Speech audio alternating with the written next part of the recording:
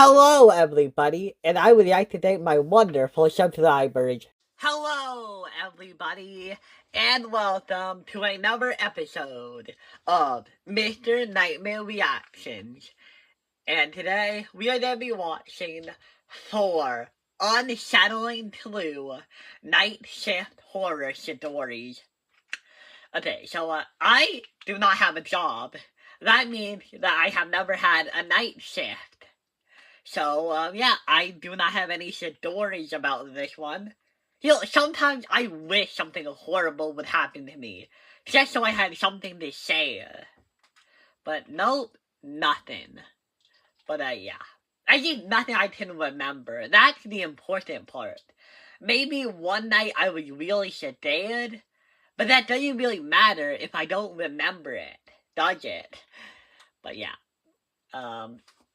Let's just get into it right now and see what these people went through. Why do you always do this? Start at the beginning, not when the thing is. Due to a false content ID claim, this episode had to be re-uploaded. Oh. I really hope that which ones did I watch the original? Well, great. Now I'm gonna have to be worried about if I saw this video already. I think I might have to listen to this and see if I recognize it.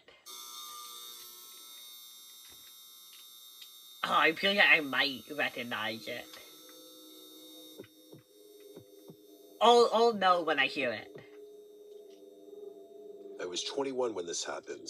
It was 2017. Okay. And at the time, I was working part-time at a gas station a few towns over from where I lived. Yeah. It was one of those jobs I only planned to keep for a few months, just until I figured out what I wanted to do next. Okay, your starter job? The shifts were usually easy.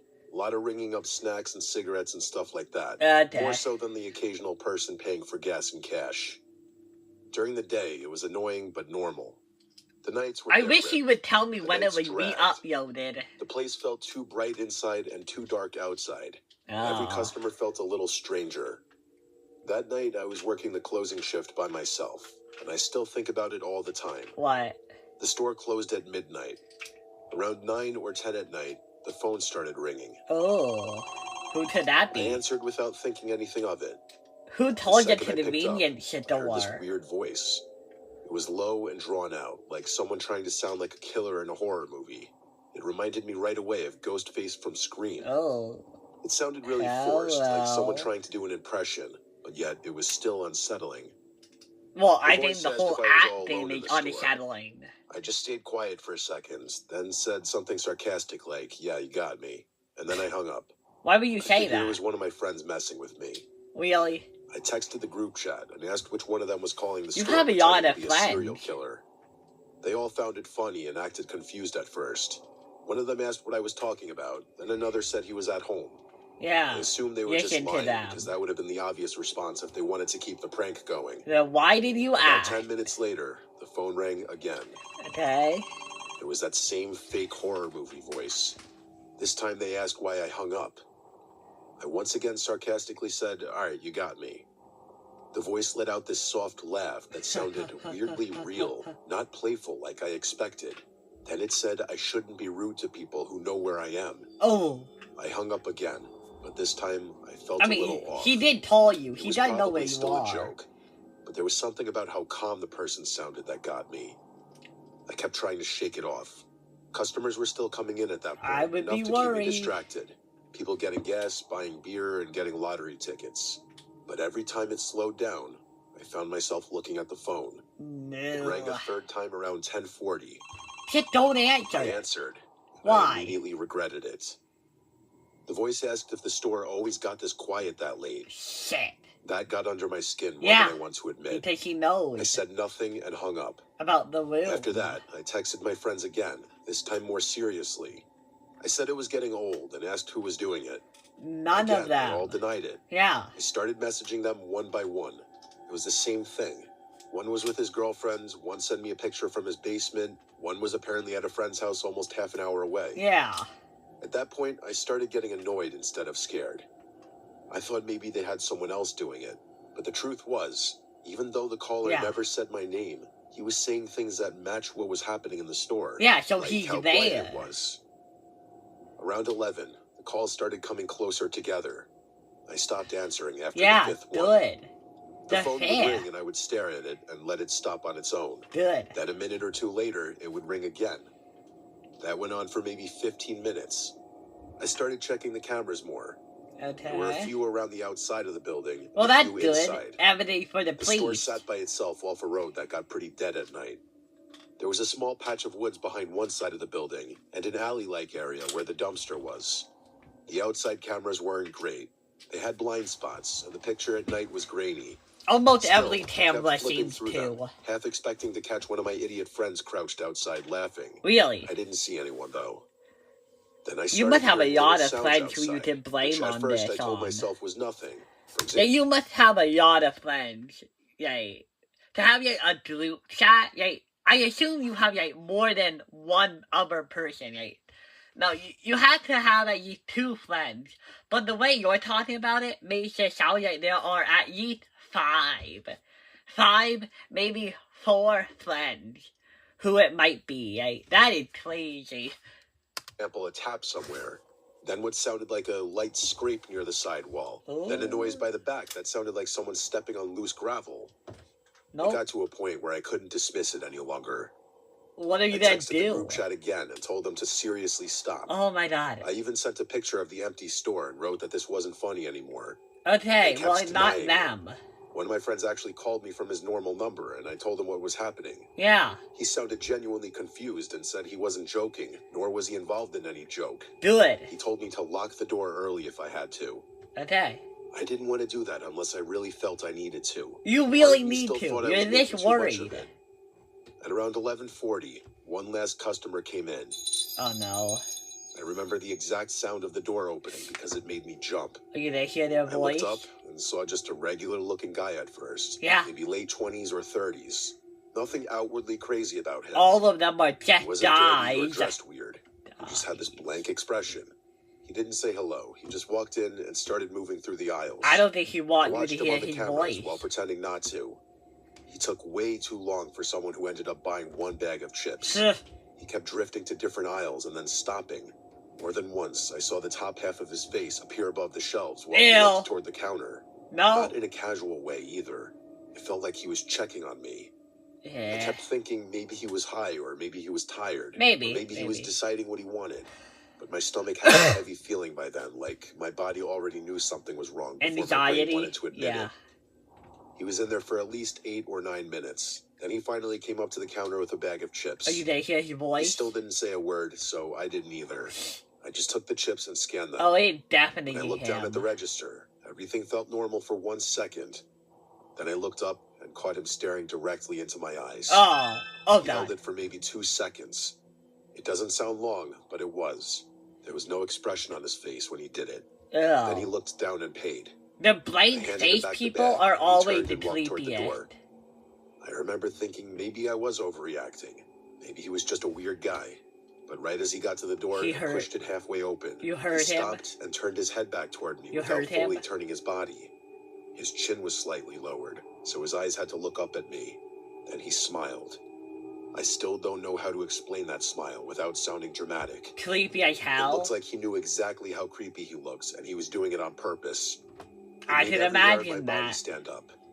Then he stepped outside, and instead of walking toward any of the pumps or toward a car, he walked around the side of the building. When he did it, he kept his eyes on me through the glass. He kept that smile, too. The door. I just stood there watching him until the angle cut him off. Then I rushed to the camera monitor and followed him there. Okay. I saw him round the building and head toward the side where the woods were. Then he disappeared into the blind spot behind the building. Oh. He didn't come back out. No. I waited maybe 10 seconds, then 20, then a minute. He never reappeared. Shit. That was enough for me to lock the door early. Yeah, no. It was a little before midnight. Too bad it doesn't count as harassment. I texted my family and my friends and told them that there was a creepy guy outside and I wasn't joking anymore. There was. I said if I stopped replying, that meant something probably happened to me because of him. Damn, you were going that far? As fast as I could. I barely cleaned anything. I kept checking the cameras over and over, expecting to see And that them place pop is back always out. dirty. Nothing. Midnight hit, and I decided I couldn't stay there any longer. Run to I your grabbed my stuff, car. turned off what I needed to turn off, and went to the front door. I unlocked it and stepped out. Oh, and no. That moment of having to relock it was so tense I couldn't have done it quick enough. Once I did, I took off running to my car. It was parked off to the side of the building. I got most of the way there. Oh, Just no. as I reached it and slowed for half a second, I heard fast footsteps. Shit! Not running, but hurry, worse hurry, somehow. hurry, hurry, Like hurry. speed walking steps slapping the pavement in front of the store. Well, hurry! He's giving I you turned time and saw now. him. It was that guy. Why you He'd turn? come from the front corner of the building and was moving toward me and my car fast. God damn it. I Run! yanked my car door open and Yes. threw myself Good, inside. good. I locked the door and started the engine so Good. fast I almost flooded it. The second the car started, I hit reverse and peeled out of that lot. Oh, thank God. I looked once in the mirror and saw him standing there in the lights watching me leave. Ha ha. The whole drive home, I was sending voice texts and regular texts to everyone saying I was right, that I knew he was going to come out of nowhere. None of that You was really a prank think you're anymore. friends now? The next day, I texted Nope. my boss and told him exactly what happened. I said I wasn't doing overnights anymore. He looked at the footage later, and his response honestly made me even angrier. What? He got kind of defensive and said the guy looked like a regular customer to him. He Okay. said maybe I had just gotten spooked because of the phone calls and connected things that weren't connected. That pissed me off more than I can explain. Okay. Did the boss think you're lying? He literally ran after you in the parking lot. Also, what about the phone? Did the phone not record any messages? Because that is creepy. So, like, did you not tell him about the tar part of the story? Because if you did, there's no way he shouldn't take your side. You were literally almost like... Okay, I don't know if you might have been kidnapped or you might have been murdered, but something bad would have happened to you in that store because of this. I was the one there. I was the one getting the calls. Yeah. I was the one who saw that guy disappear around the building and come speed walking at me out of nowhere when I left. Yeah? I didn't care if the footage didn't fully capture how it felt, because I knew what happened. I quit right after that. No, yeah, I didn't would even argue too. much. I just told him if he thought that was normal, he could work the closing shift himself. Yeah. I ended that job with attitude, and I was proud of it. Even now, many years later, I still think the caller and that guy who came in were the same person. Well, even if I can't prove it. I mean, no, there's no way it would happen on the same night if every other night was normal. But okay, story number 2 is by Candice T. I'm pretty sure I haven't seen this video if that one was an old one and not a new one. So let's see what Candice T is all about. My name is Cadence. Cadence. I work the closing shift at a small dive bar in the quieter part of my town. Dive bar. The place is right off the highway, but the parking lot Never also been has a to back one. entrance that's available to the general town. I mean, I don't plan It's to, nothing but fancy, yeah. just a dimly lit spot where the regulars know each other by name, and the jukebox has been playing the same rotation of classic rock for years. Yeah. Most of our customers are locals, truckers passing through, and the occasional lost tourist looking for a stiff drink. Okay. I like it though. The routine is predictable, the tips are surprisingly decent, and I've learned how to handle the usual bar crowd. Yeah. The talkers, the flirters, the quiet drinkers, and the ones who just want to be left alone. Weekends Okay. are obviously a lot more hectic. You think the But the thing quiet about ones working and during the the ones week who is that want to I'm be left expected to alone work are my the night same shifts people? alone. I don't even get a bar back to pop in now and again. Yeah, it's obviously easier work and slower during the week, but I miss the company of my coworkers. I tend to be pretty vigilant during my shifts because we do get the occasional bar fight, considering the kinds of crowds we attract. Okay. That's why I clocked the guy immediately. It was He looked sometime after angry? 1 a.m. on a Tuesday when he walked in. If I had to guess, I'd say he was in his late 40s. But he was Okay. extremely clean-cut and well-groomed. Not the kind of look you'd expect from a guy his age in an area like this. Who knows? Who He was knows? wearing a Could black be his turtleneck first underneath time. a black trench coat. Definitely well-dressed, but casual about it. Yeah. I'm not sure how to explain it. What? But he had this aura of sophistication about him that makes you think of money. Real Wow. money. Not the loud look-at-me kind. He glanced around slowly before walking swiftly over to the bar and taking a seat. I also remember him having oddly good posture, but that's neither here nor there. I walked over. He glanced at the bottles behind me and ordered something top shelf without hesitation. Wow. As I was pouring his drink, he must really have money to burn. With a smile on his face. It was a normal enough question. Yeah. So I answered him honestly. I told him yeah, and smiled back. I then made a joke about being a bartender or something. I wish I could say I got a creepy vibe from him, but that's not the energy he was giving off. He genuinely seemed like a stand-up guy. Kind of like the single dad at his kid's baseball game that gives the whole team a high five. He chatted with me for a bit, which I didn't mind since the bar was pretty quiet at that point. Eventually, he asked me if I ever thought about doing something bigger, which I admit was somewhat bizarre. Again, though, not a totally creepy question given the nature of the situation. I gave him my standard bartender smile and told him I was happy for now. He nodded and sipped his drink, seemingly disappointed at my answer for reasons I didn't understand. What did he want? After a long pause, he asked me what time I got off out of nowhere. No! That question surprised me. I hadn't picked up any kind of flirting from him whatsoever. I was a little disappointed to discover that our conversation had just been another one of those empty attempts at getting my number. We don't know that. I smiled and gave him a vague answer, trying to brush him off in a friendly way without seeming uptight. Before he could answer, I busied myself and began wiping down the counter. Good. But he didn't press. He just smiled like he already knew. Then drained his drink and pulled out a crisp $100 bill, laying it gently on the bar like it was nothing. Then, without another word, he walked out into the night. Wow. I didn't really know what to make of the encounter. I know it sounds like nothing, but his demeanor was just so far off my radar that I was intrigued. Either way, I figured I was never going to see him again and got on with my life. Maybe. As it would turn out, though, maybe he's a regular now. About a week later, he came back. Yeah. Only this time, he wasn't alone. Ooh. There was a woman with him. She drew my attention since I hadn't seen her before. She looked like she was in her mid-30s. Was dressed in a way that didn't quite match her age. Trendy, but off. Like someone trying a little too hard to blend in with a younger crowd. I watched her closely a bit weird, as the two of them approached the bar. Whatever they want to wear. From the way she smiled too easily to the way she leaned against the bar like we were already friends. As I was setting down napkins in front of them, the very first thing she said to me wasn't a hello or a drink order, but a compliment. She put on this overly joyful smile and said, "You're so pretty." Her fingers brushed against my arm as she said it, lingering just a second longer than normal. You don't have to do that. I laughed and thanked her, but I could instantly tell that something was off about this woman. The man didn't speak, which I thought was also a little strange. Because he did last time. Last time. Yeah. They ordered drinks and poured them, and that's when questions came flooding in. Why? The woman asked me how long I'd been working here, along with how old I was, and a bunch of other small talk questions. A bit weird. I answered in short, polite sentences, but I got the sense that this wasn't small talk. She was studying me. In interrogation? She looked over at the man, and it seems like they were communicating despite not speaking. They're doing the head nod. Told me that she ran an exclusive event club. They want you. She said it, lowering her voice as if to prevent her being overheard by another patron. She told me that she's always looking for young, fun people for private parties, and that I'd make a killing. Yeah, no, there's a trap of some sort. They're probably not a real place you're gonna go to.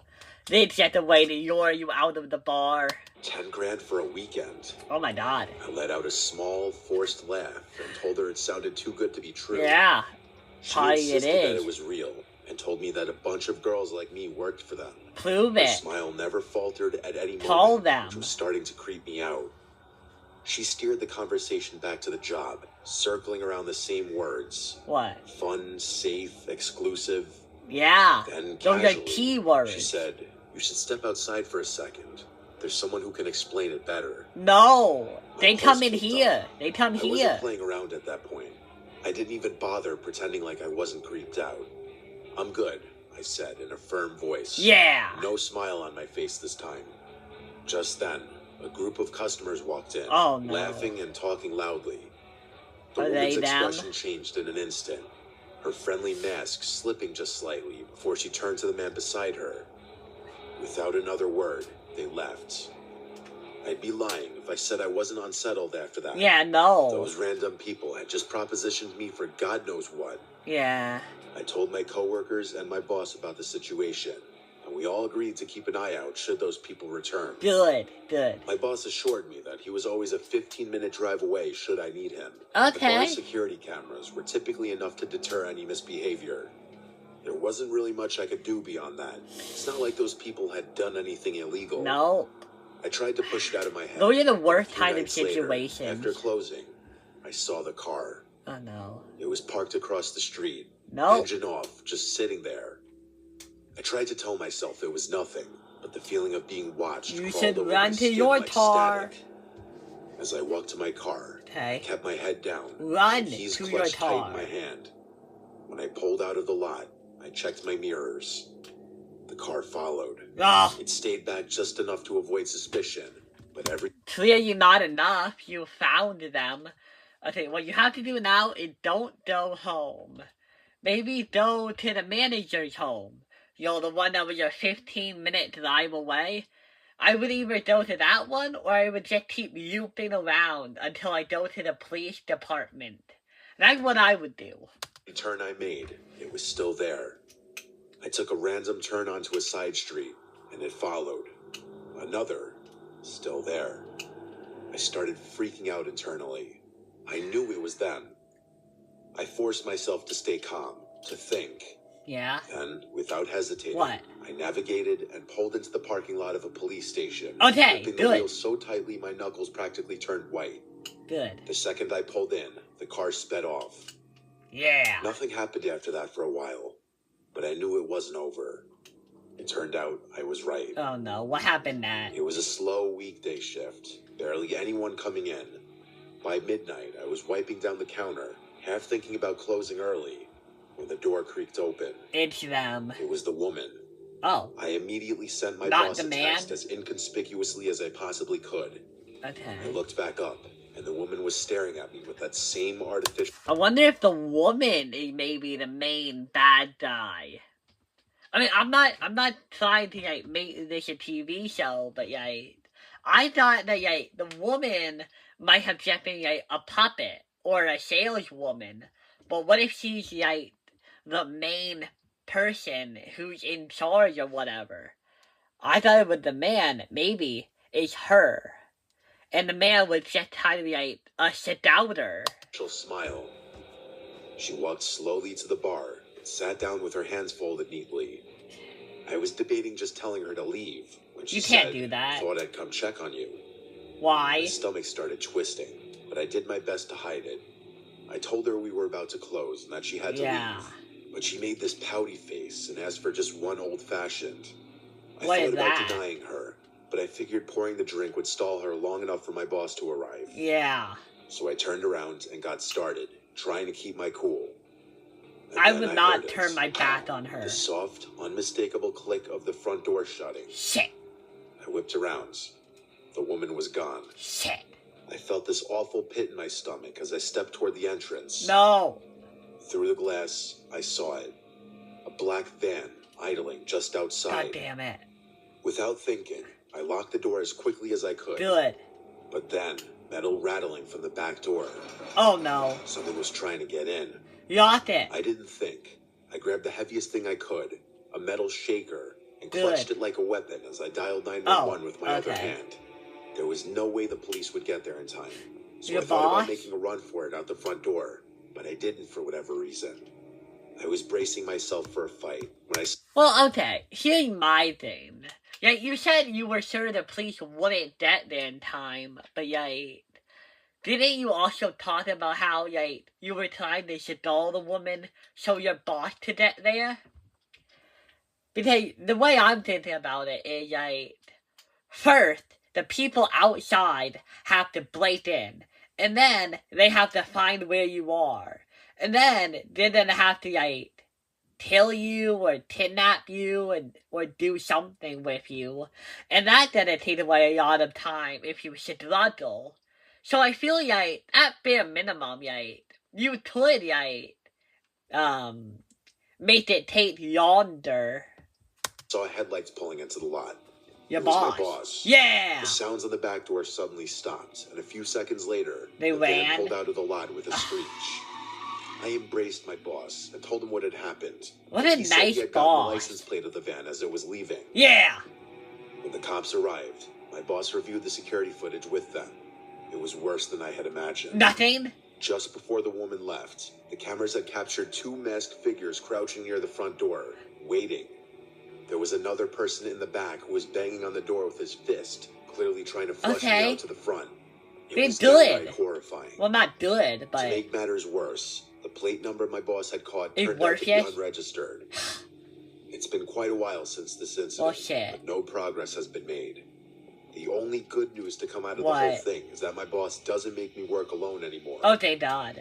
Despite that, I'm still extremely uneasy anytime I'm scheduled for a night shift. I can imagine how they knew I'd be working alone. It doesn't make any sense. I mean, the first night... Even now, I often think about what would have happened had I given into fear and run out the front door. You would have been dotted, probably. Whatever dotted means in this situation. But yeah. I mean, they probably knew you weren't the own because the first night... If I had to guess, the first night was them looking for somebody. You were there. You were alone. So the next time, they brought a woman, and then alone again. And then they were like, okay, this woman probably works alone. That, or they somehow found a way to look up your schedule. And I like the first idea better than the second one. But yeah. Overall, two pretty good stories. Ooh, which one was better? I like the second one better than the first one. Oh, and what I meant by it's better that there was footage of them, what I was trying to say is that it's better because actually having footage is actually having evidence. Like, oh, it wasn't a hallucination. There were real people. That's what I meant. But yeah. The video is getting a bit long though. So I think I am going to have to chop this in to 2 videos. And I hope to see you guys next time. Bye!